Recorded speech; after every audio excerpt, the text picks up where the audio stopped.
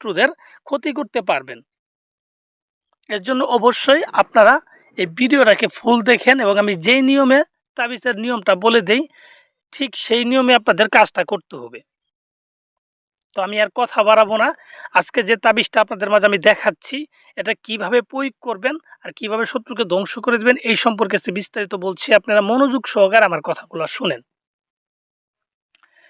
তো এই তাবিজটা একটা গুরুবিদ্যা, ঠিক আছে? কোনো বই পুস্তকে পাবেন না, সম্পূর্ণ গুরুর হাতে লেখা প্রাচীনকালে গুরুবিদ্যা।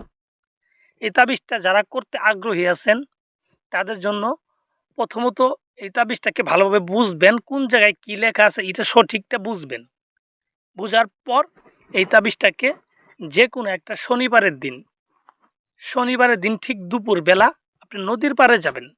নদীর পাড়ে গিয়ে সাদা কাপড়ে একটা আসন সাজাবেন। সাদা কাপড়ে সামনে আগরবাতি, মোমবাতি, ধূপ এগুলা জ্বালায় নিবেন। জ্বালায় নেওয়ার পর দক্ষিণ দিক মুখ করে আপনি বসবেন। বসার পর শুয়োরের চামড়ার উপরে আপনার শ্মশানের চিতা পোড়ায় যে কয়লা, সেই কয়লা দিয়ে এই তাবিজটা লিখতে হবে। আমি যেভাবে লিখছি আপনারা সেম টু সেম একইভাবে তাবিজটাকে লিখতে হবে। তাবিজটা লিখা শেষ। লিখার পরে দুইটা তাবিজ লিখবেন একইভাবে। দুইটা তাবিজ লিখলেন।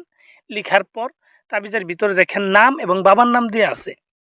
তো শত্রুর নাম লিখবেন এবং শত্রুর বাবার নাম লিখবেন। শত্রু যদি মেয়ে হয় তাহলে শত্রুর নাম শত্রুর মায়ের নাম লিখবেন। এইভাবে নামটা সুন্দরভাবে লিখে দিবেন সঠিকভাবে। লিখে দেওয়ার পর দুইটা তাবিজ আলাদা আলাদা করে কালো কাপড়ে পেঁচবেন।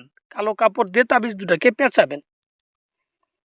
পেঁচানোর পরে তাবিজ দুটাকে আপনি নিবেন, হাতে নিবেন।